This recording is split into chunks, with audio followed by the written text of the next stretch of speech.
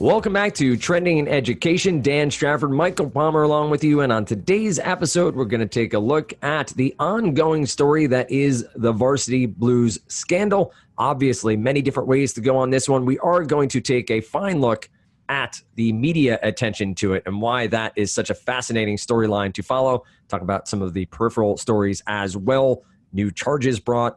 Felicity Huffman getting out of her sentence of 14 days as this podcast is out in the world. So plenty to get to. Mike, how are you doing?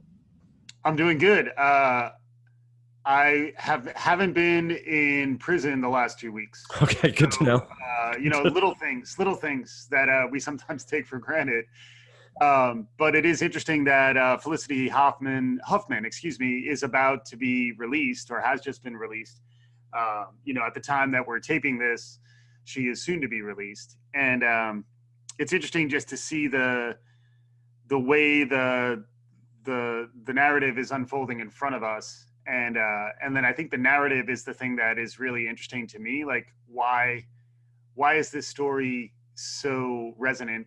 And why is it getting ongoing coverage? I think is really the angle that is interesting. And then it helps us talk about like Lifetime movies that are being released. I think the first one, which we need to do our homework, Dan, like the first one is out. I think it looked like it was out on Lifetime October 12th. So as I said, this is ongoing. So we're going to need to circle back, watch that, and have our take on it. But I'm just blown away by how much this translates directly into the type of pop culture that at least in the U.S., like that we kind of thrive on. Like it's like Desperate Housewives, Felicity's original gig. It's like the Real Housewives of Orange County or wherever they live, where it has a reality TV component to it. It's even named after pop culture. So like it's named after Varsity Blues. Is it Jason Van Der Beek? James Van Der Beek. Excuse me, my bad. Dawson. Right. I wasn't as avid a Dawson. I knew it was happening. I got to admit, I wasn't a huge Dawson's Creek fan. Joshua Jackson, Katie Holmes. Apparently one of us was. I wouldn't say a fan. I was aware. You were aware. But it's all very like, this story hits all those nodes of like, I remember that show, or and I always liked Aunt Becky, and then so that sort of is already activated. Like these are kind of public figures who are becoming the main aspect of the story. But it's interesting that it kind of is this thin veneer on top of some of the more fundamental problems that we're trying to navigate around inclusion, exclusivity, elitism, folks who have money gaining unfair access over those who don't, money and influence. And then even the sense of accountability, like in some ways, I do think the Felicity Huffman pleading guilty, doing her 13 to 14 days of hard time and getting on with her life. I believe she paid a fine and she kind of took her lumps and is ready to move on. Is an interesting contrast to Lori Loughlin and her husband, who are really fighting the charges. And even the nature of the charges is very different. In the case of, Felicity Huffman, she was paying this organization to change her daughter's SAT scores. So like a proctor was changing the scores for Right. Felicity Huffman's daughter. That's what they pled guilty to. But in the case of the Loughlins, it was a much bigger expenditure on their side, and it was in order to get their daughters onto the crew team at USC. And it's interesting that they pled not guilty there. So I think there's a lot to dig into here. For me, it's still very much about, are people held accountable in our society? And in particular, when folks who are of like the sort of elite layer when they're caught, are they held accountable? Right. And that's why, like, I think there is something very clean and purifying almost to what Felicity Huffman is going through. And I just think that's a very interesting contrast to fighting the charges, which is what Aunt Becky is doing. And then the reality is there's 50 plus people who are indicted. So, like, why are we just so drawn to the pop culture component?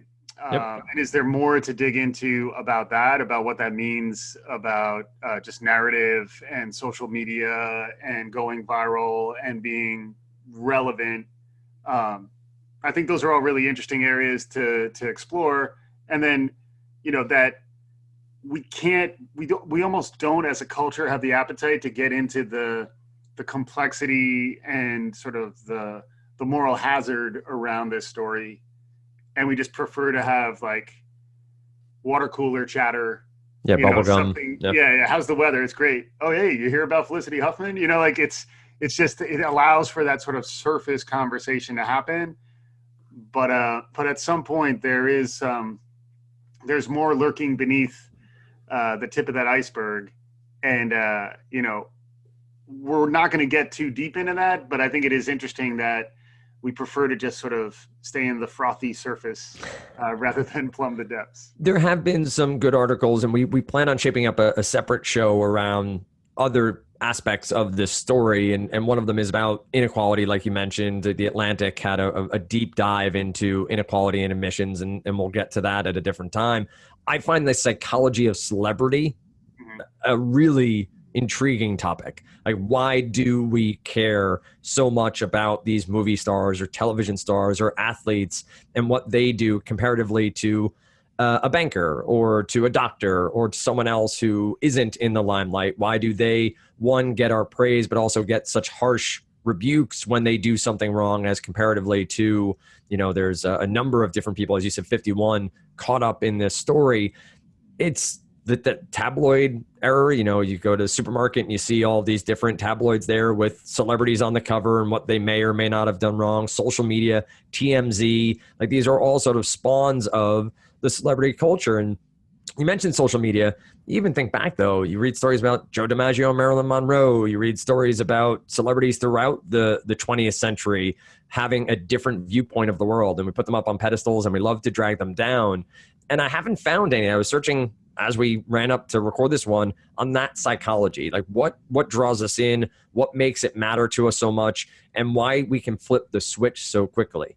We forgive friends, we forgive family. We don't seem to be as forgiving when it comes to people who we put up on those pedestals in this celebrity platform when they do wrong. So it is an interesting question to me of how it's all handled. And I'll say this, I think your point about the coverage overall staying sort of on the frothy top of it is also a media question. What is it that is easy here? Is it simply clicks and we know people care about it? Or are people afraid to peel back the layers of the onion on this one and really dive into it? Right. Well, it's funny when you're talking about the layers of the onion. I was thinking about when the onion was, and when you're peeling back the layers of the onion, like part of this scandal is almost too funny to be true. It's not, because it's not actually that funny, but like the idea that reminds me of the Marx Brothers, who I'm a big fan of, but like they were very famous for exposing the pompousness of the elite class, and a lot of their humor was just exposing that as they're just like us and they have the same foibles as the common person. Right. I think there's an element of that here. Interestingly, though, I think it's almost because Felicity Huffman and Lori Loughlin as mothers almost represent something kind of archetypal. I think parents who want the best for their kids, I think everyone can identify with that motive. And particularly as, future economic prospects are getting a little more questionable, like who knows, what the best path is in terms of growing yourself and your career, I think parents are nervous. The parents are anxious about their kids. They want to represent for them in the best way possible. And then the fact that these celebrities who were sort of human, accessible in their private lives are making, morally questionable decisions in support of what's best for their kids. I think that ambiguity is what makes it really appealing as well. Because, like, I think even as much as we want to villainize them, I think I've heard many folks express empathy for them too, where, and then at the same time, I think the main take is just like some sense of accountability, not just for them, but for everyone, and I was happy to hear that the ringleader of this whole thing, even though he did turn state's evidence and implicate his co-conspirators, he is still being charged.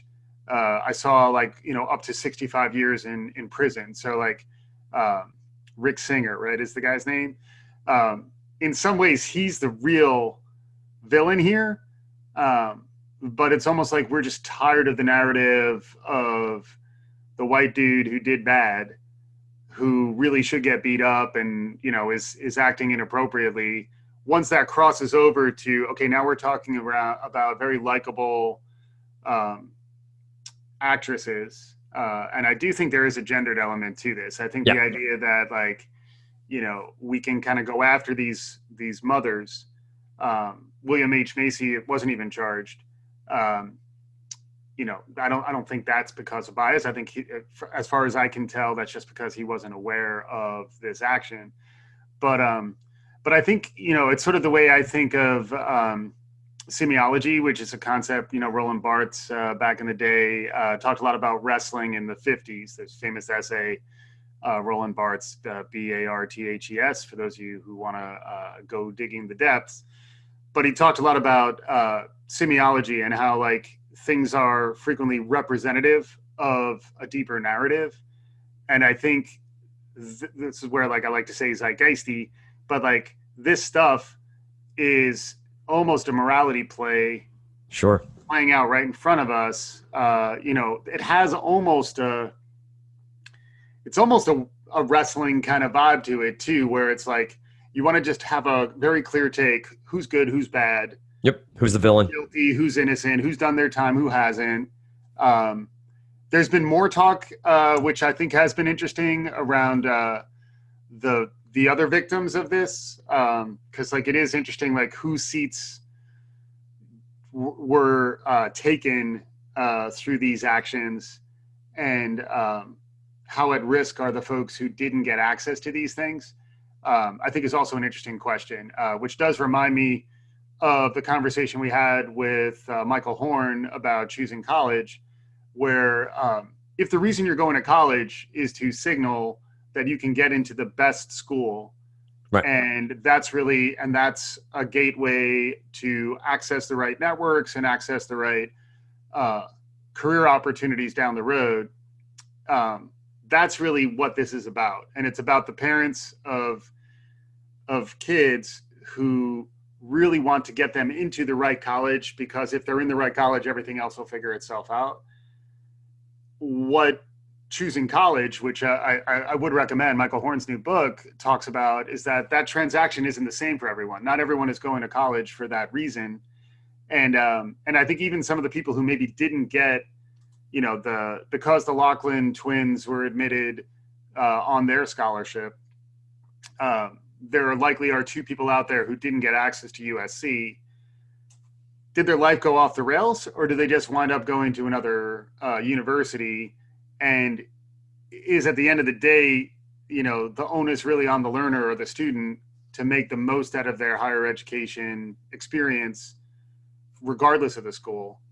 I generally land more in that camp, where I think it's almost like falsely portrayed as tragic, and this sort of aggrievement of not getting access to these elite universities. I think there's many folks for whom those elite universities are actually going to be a bad choice. And if you just get in, maybe it turns out for the better for you, but like there's also a negative narrative there. There's also where like I didn't feel like it worked for me. Like a lot of people drop out of Harvard. Like we talked to Nancy Sanchez in the past about transfer students. Some colleges, some universities do a really nice job of integrating those folks, others don't, and I think that aspect of the conversation should happen, and maybe we can help steer some of the narrative in that direction too, where it's like, rather than trying to get into the best school, how do you figure out how to get into the best school for you and your family? Yep. And then is that even, do you need to get into it right away? Is it okay to take that gap year and be very thoughtful about what you want to accomplish with that time? And then when you're ready, you're more genuinely ready to get the best return on your time at college. Maybe there's a benefit there. So it is interesting. Like in some cases, it seemed like the kids are the victims in an odd way as well, where like, at least allegedly, they didn't know, right. So like their parents were just so controlling of this opportunity for their kids that their kids really didn't even know what was going on behind the scenes. And again, I think it's probably like a little bit overstated to view them as victims when you think about the level of access that they have and the likelihood that they're going to have, they're going to continue to have that type of access throughout their lives. But I think, when you start digging deeper, when you start peeling that onion, as you were saying, Dan, there's a lot of complexity around this transaction for families. Like this probably one of the biggest decisions any of us make in terms of our educational lives. And then frequently that decision's made by like a 17-year-old with their parents in the room with them. It's a very emotionally charged thing, and then I think that's maybe in part why it plays nicely as like a Lifetime movie. Two things on the Lifetime movie. I do think you just hit on part of it, of a large number of people have gone through similar situations of trying to choose a college, trying to pay for college, trying to figure out how to get into that one that you feel like you have to go to. Michael, again, you may mention Michael Horn, which I think is a great callback, and should listen to that episode to hear his insight and read the book. Honestly, it was a great read. Isn't just about college. There's a lot there that you can glean that should just apply to life in general about decision making and the like. But you look back at it and you talk about the decision making around college and the idea of a safety school versus a reach versus the ones in between. Why do we do that? Well, it's sort of just the way it's always been done and the way we've been taught. And you think about the parents maybe doing this without the kids knowing, and pushing for their kids to get just a little bit more access, just a little bit more ahead of the pack, and why we as a culture, as a people, feel like that's necessary. Why do we need that extra leg up? Why do we as parents now, as we move up the chain of now having kids who will go to college one day, or maybe not, depending on where their lives lead, how much will we do? Will we be influenced by society and this structure, or are we helping have a discussion around better decision making, better return on investment, better return on learning? Reminds me of Ali Mistal. He's somebody who's on MSNBC a lot around politics right now, but he's obviously over at Above the Law and appeared on shows at Kaplan. And I had a great conversation with him about law school investment. And he always said, he goes, you have to worry about how much you're spending and what you're getting out of it. And that is such a big thing for him and Above the Law that I think it trickles down to college and to just decisions in general of the time you're putting into something, the investment you're making in it, and what you get on the other side of it. And as I peel the onion or dig into this deeper, it seems like parents were making decisions for students, for their kids, that may not have been in their best interest. To your point, were these the schools they should have gone to? Was this the best choice for these individual students? And I agree with you, maybe they're not victims, but they definitely bear the brunt of their parents' decision here. Right. They bear this on them now moving forward. Whether or not Lori Loughlin's kids will continue to make Instagram videos and get tons of views, we'll have to wait and see. Right. But they are in the limelight because of choices their parents made. Yeah, it reminds me, full circle on, Varsity Blues. Like the famous memeable viral quote is, "I don't want your life." And in some ways that is manifested in the Loughlin twins, at least, like, who, I don't want your life. I don't want to go to USC. I can become a video influencer. And I think that's an interesting angle to this, where it's like their parents want the best for their kids as they understand it. But at least at this moment in time, we were, sort of joking about the Kardashians as we were prepping, but like, the Kardashians are choosing not to go to college, like they're, to the best of my knowledge. And although if they're looking for prep, we would be happy to provide it to them. But like that's just an interesting choice. Like for them, the value of staying in this media influencer dynasty that they're in is, it's almost like a no-brainer. Like, why would they, they'll start a fashion line. Like they're not gonna, they'll model. Like they're not gonna go to college, at least now. They'll probably go later on in life.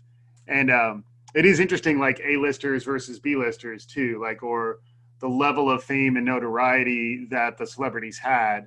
In some ways, this was interesting in that it wasn't, the tippity top of the food chain of the moneyed elite, but they were kind of like representative. And they were also folks who kind of had a positive, kind of clean image. And I think that's the other aspect of this that I think was surprising that people gravitate to, is like, the way we imagine a lifestyle of a successful actor and their family. We expect it to be, the American dream. Everything's great. They don't worry about anything. Everything's fine.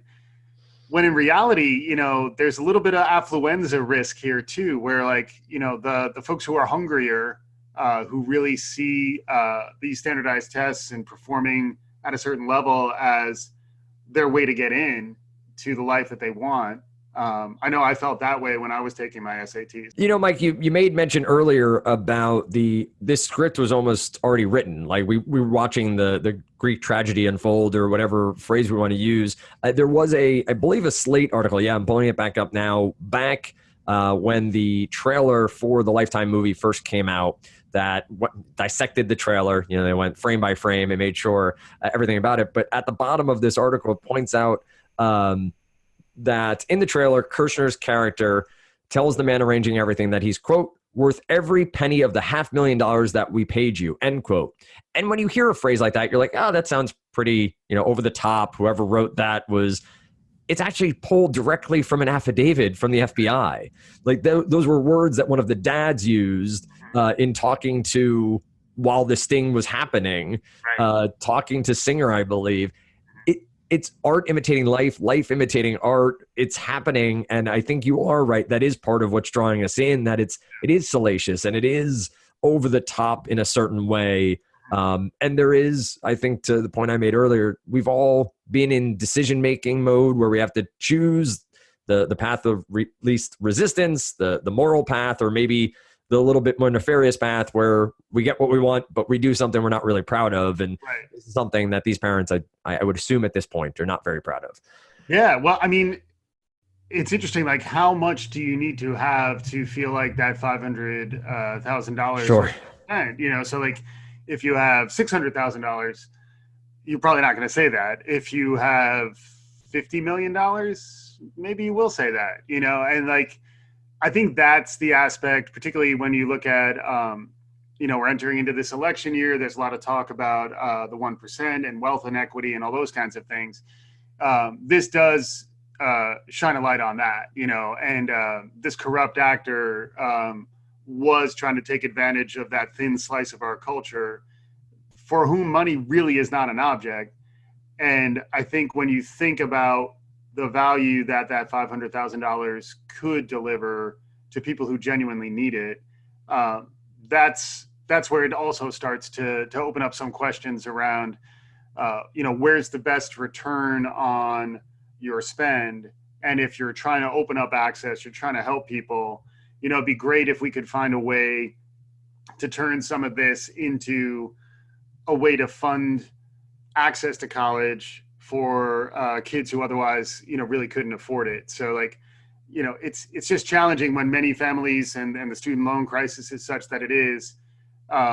There's this level of really disconnect within our society that some families will see spending $500,000 to get access to an elite school for their kids. Sure, let's do that. And then meanwhile, the debt burden and the real impact this is having to the lives of millennials and Gen Zs, folks who are trying to enter the workforce with student loan debt. It's just, it does come back to the sort of the symbolism of all this, that there are folks at the top who are not really held accountable typically. And that's the professional wrestling part where, like, I think we do want to see them held accountable. We want to see the public spectacle of folks who thought they were going to get away with something corrupt being held accountable. I think there's a real thirst for that nowadays. And I think targeting these, really these two women as sort of the scapegoats for what we want to work out in terms of our own understanding of what fairness is and what access to education should be. I think it's really interesting. And I think, hopefully it's a topic we'll continue to track, because I think we're trying to understand how the collective story is being told of what's happening in the world of college, what's happening in the future of work. How do we address problems of access and inequity, and how do you ultimately, design for a culture of fairness and access? Those are really interesting questions, and I think this makes you begin to think about things that I think if you do go beneath that the frothy layer at the top, there's really depth to plumb. The challenge is I don't think there's easy answers. I think it's like, folks want stuff to be tidy and closed off. And like in some ways, Felicity's free. Hooray. Let's close that chapter. She learned her lesson. Let's move on. I think there's probably more here that we actually will continue to wrestle with. And then we're going to use narrative like this to help us try to, and like myth making. Yep. To help us, grapple with really complex ideas. So yeah, it's interesting stuff. Plus, it let us talk about Lifetime movies, right? So it's a win-win. We will have to watch it, and we'll have to get back to everybody about the quality therein. I'm sure it's fantastic. I will point out as we close, James Van Der Beek has a Twitter account, and when this story broke, he went on Twitter and retweeted with a quote tweeted, saying, "If only there was a succinct turn of phrase that could tell these parents what they should have done," which is, "I don't want your life." So he owned the moment there to himself. He's now on Dancing with the Stars. So good luck to Mr. Van Der Beek. Open invite. If we want to get James Van Der Beek's take, he went to college with my brother. So I'm gonna work some back channels. I'm gonna see what I see if Mr. Van Der Beek wants to come on. If you, as a random aside, he was on Tig Notaro's, and my guest is brilliant show. Check it out. I'm a big fan of Tig Notaro as the comedian, but a brilliant show from a media perspective as well, which you should check out. But as always, you want to check us out. That's why you're here. You're listening to us talk about education and learning. We always want to hear from you on topics or articles that you find interesting, you want us to talk about, or bring guests on to talk about. Happy to do that. You can find us at trendingineducation.com. We're on LinkedIn, linkedin.com/trendingineducation, Twitter @trendingined, Facebook is the same. Message us on any of those platforms, quote, tweet us, whatever it might be, to let us know that you're listening and what you like about the show and what we can be covering in the future. With that said, as always, thank you so much for listening to Trending in Education.